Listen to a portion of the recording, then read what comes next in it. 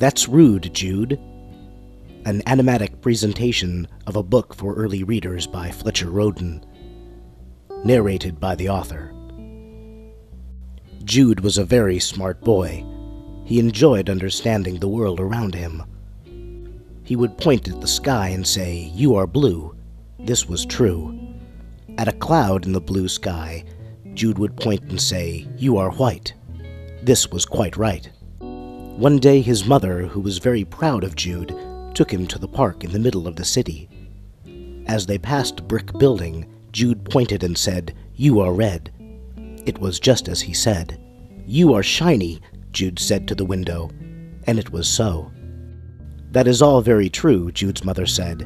"I am so proud to have such a smart boy who understands so much about the world." In the park, the people gathered around Jude and his mother. Jude pointed at the grass and said, "You are green." Then he pointed at the tree trunk and said, "You are brown." Everyone thought he was the smartest kid around. "See how he points to the things he describes," a pretty woman said. "Very expressive." A man with a beard added, "Impressive." They said to Jude's mother, "You must be so proud to have such a smart son. What kind of a mother you must be." "You fly," Jude said, pointing to a bird. "You swim," he said to the fish in the pond. A dog ran past, and Jude called, "You bark," but the dog just kept running across the park. Jude saw a tall man and said, "You are tall." He pointed to a shorter man and said, "You seem small." Jude turned to a man with a big smile but no hair. His head was completely bare. "You don't have any hair," Jude said. The man stopped smiling. His mother said, "Jude." "But it is true," Jude said. "My word," a woman said, the smell of her lunch quite strong in Jude's nose. It smelled like onions and old man's toes. "Your breath smells," Jude said, her cheeks turning red as a rose. An older woman said, "You insult us and point. What a rude child." Her face was not very pretty. She even looked a little like Jude's Uncle Jack. "You look like my Uncle Jack," Jude said. Jude's mother asked, "Jude, what has come over you?" Jude was confused, but it is all true. "I have never seen such a rude little boy," the bald man said as he was walking away. "He does not understand a thing about the world today." As a woman walked away, she looked at Jude's mother and said, "What kind of mother you must be." Jude said, "I don't understand. Explain this to me."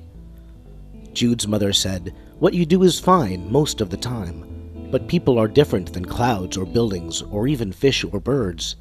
People understand words. People's feelings can get hurt if you say the wrong thing, even if the thing you say is true."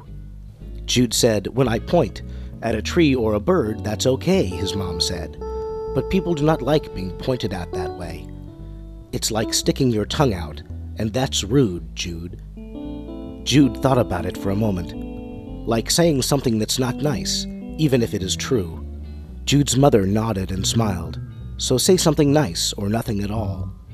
Jude said, "And just point at things, never at people." Jude's mother smiled and gave him a big hug. "I am so proud to have such a smart boy who understands so much about the world." They walked deeper into the park. Jude pointed at a flower and said, "You smell sweet." He said to a bird, "Your song is neat." Then they passed an old woman on their way to the street. Her face looked like Jude's granddad's. The bags under her eyes were like lily pads. Her cheek had a mole and her mole had a hair. Her nose was bent and her face had a twitch. She smelled like a 3-day-old mustard sandwich. "Did you have something to say?" the old woman asked Jude. Jude almost pointed but kept his arm down, and he didn't make a sound. He almost mentioned her mole and her twitch and the smell of the 3-day-old mustard sandwich. But he did not want to be rude. This was the new and improved Jude. So he just smiled and she smiled back. "What a good boy," the old woman said to Jude's mother. "A joy. What kind of mother you must be." Jude could see his mother was right. The old woman was happy. Jude's mother was happy. Jude was happy.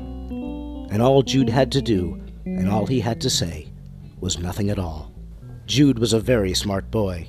He enjoyed understanding the world around him.